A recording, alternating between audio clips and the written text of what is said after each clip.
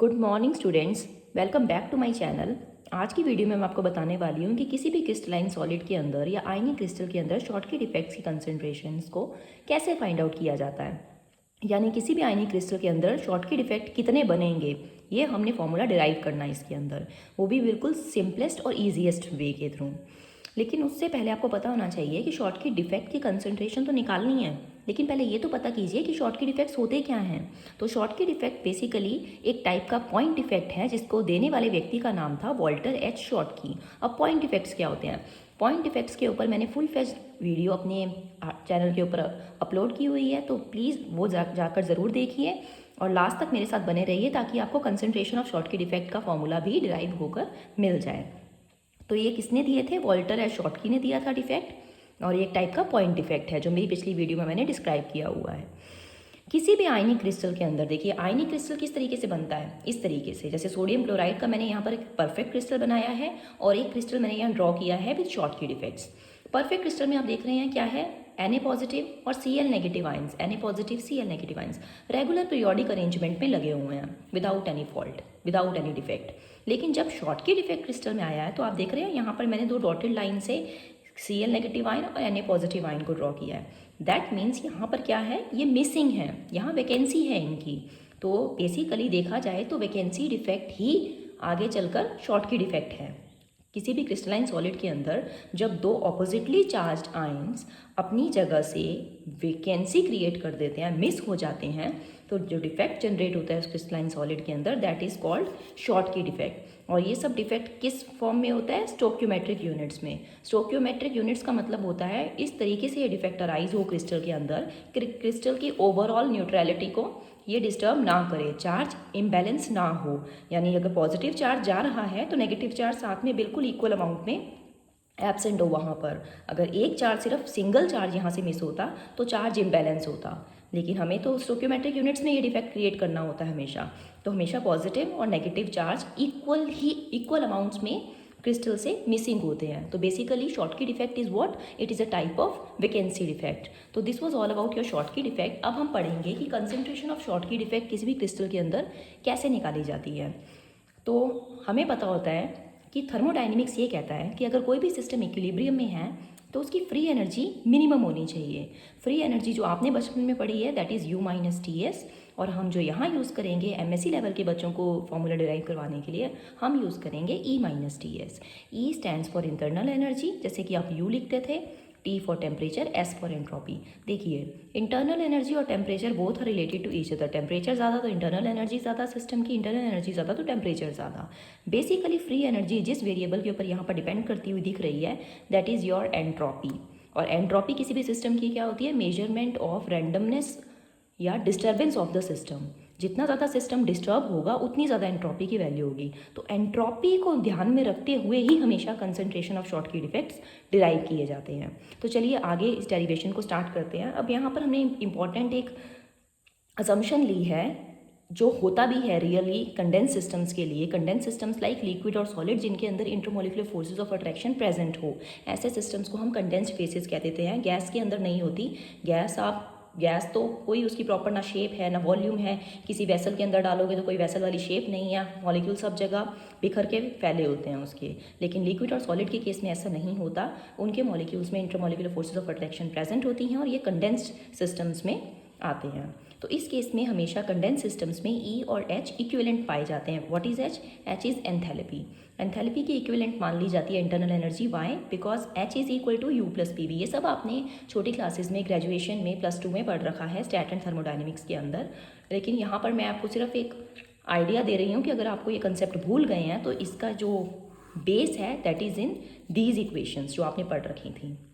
तो enthalpy U plus PV है। अब सॉलिड का प्रेशर चेंज कीजिए, उसकी वॉल्यूम में कोई चेंज नहीं आता, वॉल्यूम चेंज करो प्रेशर में कोई चेंज नहीं आता। प्रेशर और वॉल्यूम का कोई इफेक्ट है ही नहीं है सॉलिड्स के ऊपर। तो हम यहाँ पर एंथैल्पी को इक्विवेलेंट टू H ले लेते हैं और PV टर्म को नेग्लिजिबल मान लेते हैं। दिस वाज ऑल अबाउट कि हमने एंथैल्पी को किस तरीके से इंटरनल एनर्जी के इक्विवेलेंट माना। अब स्टार्ट होता है जो आप यहाँ पर वो अपनी वीडियो को पॉज करके इसका स्क्रीनशॉट ले सकते हैं और बाकी की डिटेल आपको यहाँ नोट्स में बनाने के लिए मिल जाएगी। मेन फॉर्मूला जिसके ऊपर सब कुछ बेस्ड है, सारी डेरिवेशन बेस्ड है, that is ES is equals to EH minus EL। What is E S, what is E H, what is E L. देखिए, ई एस हमने माना है the energy of formation of each imperfection. हम crystal के अंदर imperfection बनाना चाहते हैं। उस इम्परफेक्शन को बनाने के लिए हमें कोई एनर्जी तो लगेगी भाई, एक्स्ट्रा काम करना चाहते हो तो एनर्जी तो देनी पड़ेगी। तो उस एनर्जी को हम बोलते हैं ई एस। अब ई एस क्या है? वो एनर्जी जो इम्परफेक्शन बनाने के लिए चाहिए, यानी कि पीरियोडिक परफेक्ट अरेंजमेंट है, जो हमारा क्रिस्टल परफेक्ट अरेंजमेंट में जब होगा तो उसकी एनर्जी होगी ई एल। इस ई एल से इतनी एनर्जी ई एच यानी एंथैल्पी ऑफ फॉर्मेशन, जो क्रिस्टल को की एंथैल्पी ऑफ फॉर्मेशन है, उतनी एनर्जी परफेक्ट क्रिस्टल की एनर्जी में से माइनस हो जाएगी। आप चाहे इसको पहले रखिए, इसको पहले रखिए, कोई फ़र्क नहीं पड़ता, लेकिन जनरली हम ई एच को ई एल से बढ़ा लेते हैं। Why? Because the perfect crystal has minimum energy. Perfect crystal तो इक्विलिब्रियम में है तो उसकी एनर्जी हमेशा मिनिमम होगी, इसलिए ई एल को पीछे लिखा जाता है। और ये सारे टर्म्स मैंने यहाँ पर आपको नोट्स में समझा रखी हैं। अभी तो आप इस इक्वेशन पर फोकस कीजिए। तो किसी भी इम्परफेक्शन को अगर आप बनाना चाहते हैं, उसके लिए क्या एनर्जी लगेगी? सिस्टम को डिस्टर्ब करना है तो वो होगी E H minus E L. E H वो एनर्जी है जो किसी भी एटम को क्रिस्टल के अंदर से बाहर खींचने के लिए एनर्जी चाहिए, मतलब मिस करवाने के लिए, वैकेंसी क्रिएट करने के लिए जो एनर्जी चाहिए।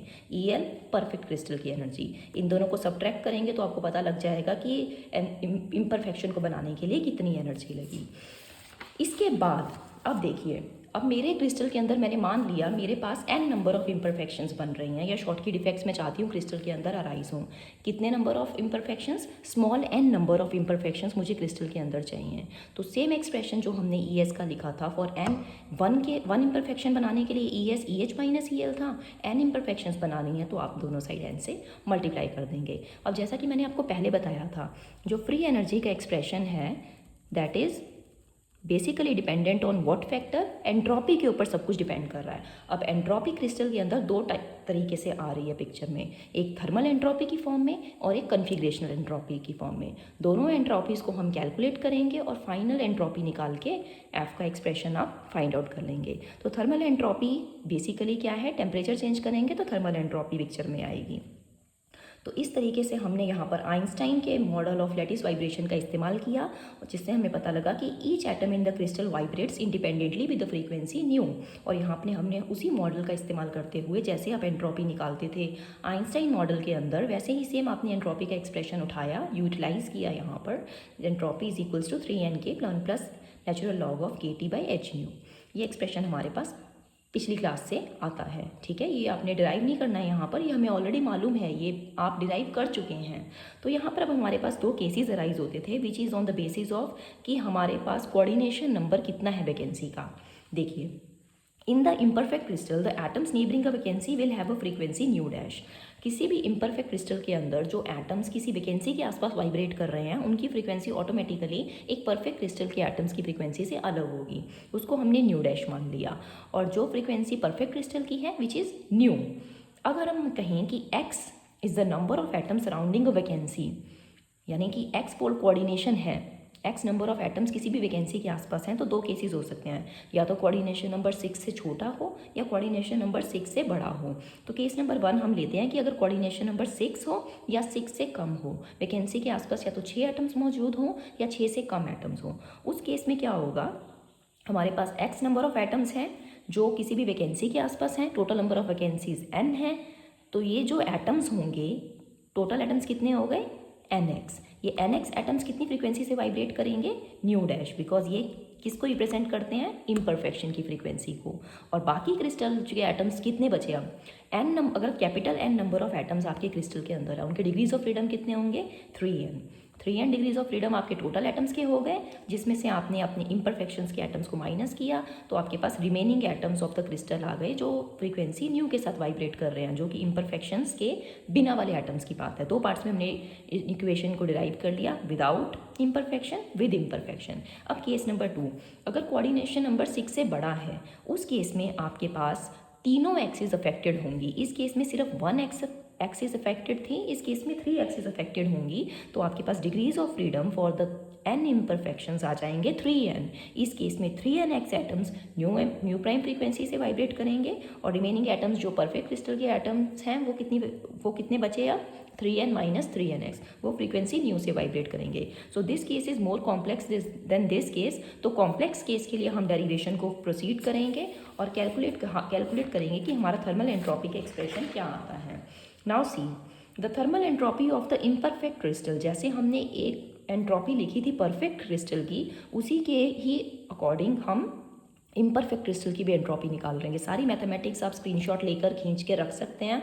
बहुत सिंपल मैथमेटिक्स है। किसी स्टेप में आपको कोई कन्फ्यूजन है तो मुझे कमेंट्स में ज़रूर पूछिए। और ये सारी डेरिवेशन आपको यहाँ दिखाई दे रही है। डेल्टा एस थर्मल निकल कर आपके पास इतना आता है फॉर द सेकेंड केस, जहाँ पर जो वैकेंसी के आसपास नंबर ऑफ एटम्स हैं वो 6 से ज़्यादा हैं। डेल्टा एस थर्मल जब आप डिराइव कर लेते हैं तो आपके पास नेक्स्ट चीज़ आती है कि कन्फिग्रेशनल एंट्रोपी भी देखनी पड़ेगी। एक एंट्रोपी थी जो सिर्फ और सिर्फ टेम्परेचर डिपेंडेंट थी, और ये जो एंट्रोपी है ये सिर्फ और सिर्फ आपकी डिपेंडेंट है कि नंबर ऑफ डिफरेंट वेज क्या हैं जिसमें आप एटम्स को अरेंज कर सकते हो over the number of lattice sides. बस इसमें आपने नंबर ऑफ वेज देखने हैं, वो भी आपको थर्मोडाइनमिक्स में ऑलरेडी पता है। That is defined by W। W represents the number of ways in which the atoms may be arranged over the available number of lattice sites। तो ये सिर्फ कन्फिग्रेशन से रिलेटेड एंट्रोपी है कि एटम्स को आपने कैसे प्लेस करना है। और वो जो एंट्रोपी थी वो टेम्परेचर डिपेंडेंट पार्ट था कि अगर टेम्परेचर बढ़ा रहे हैं तो क्या एंट्रोपी, क्या डिसऑर्डर आएगा सिस्टम के अंदर, उसकी वजह से एंट्रोपी का एक्सप्रेशन क्या होगा। तो अगर हम देखें, अगर हमारे पास n number of lattice sites हैं क्रिस्टल के अंदर, जिसमें से हमने माना स्मॉल n नंबर ऑफ क्या थे, शॉर्ट की वैकेंसीज जो प्रोड्यूस हो रही हैं, तो हमने इन शॉर्ट की वैकेंसीज को n साइट्स के ऊपर अगर एडजस्ट करना है, टोटल नंबर ऑफ साइट्स हैं n, आपने स्टैट में पढ़ा है total number of sites divided by जिसमें आपके नंबर ऑफ शॉर्ट की वैकेंसीज और रिमेनिंग एटम्स, उनको इस तरीके से एडजस्ट करें तो हमारे पास नंबर ऑफ डिफरेंट वेज आ जाते हैं of arranging the atoms over the available lattice sides. जैसे ही आपके पास W number of different ways आ जाते हैं, प्रोबेबिलिटी आ जाती है, फिर आप यहाँ पर इस्तेमाल करते हैं बोल्ट्जमैन इक्वेशन का जो आपने स्टैट में पढ़ी थी, S = K natural log of W। उस इक्वेशन का इस्तेमाल करते ही मैं कन्फिग्रेशनल एंट्रोपी का एक्सप्रेशन यहाँ लिख देती हूँ। अब यहाँ एक बात ध्यान देने वाली है कि अगर आपके पास परफेक्ट क्रिस्टल है, परफेक्ट क्रिस्टल के अंदर देखिए कोई वैकेंसी नहीं है उसके अंदर, परफेक्ट क्रिस्टल के अंदर n इज 0। अगर आपके पास एक परफेक्ट क्रिस्टल होगा तो W का फॉर्मूला फॉर परफेक्ट क्रिस्टल क्या होगा, नंबर ऑफ लैटिस साइड्स तो n फैक्टोरियल है, लेकिन वैकेंसी कोई नहीं है, वैकेंसी कोई नहीं है, 0 फैक्टोरियल इज व्हाट 1, तो ये आपको मिलाकर 1 आंसर करेगा। तो number of ways for the configurational entropy in case of a perfect crystal is 1, तो करस्पॉन्डिंगली जब आप एंट्रोपी के लिए नेचुरल लॉग ऑफ 1 लिखेंगे यहाँ पर विच बिकम 0, तो परफेक्ट क्रिस्टल की एंट्रोपी 0 है।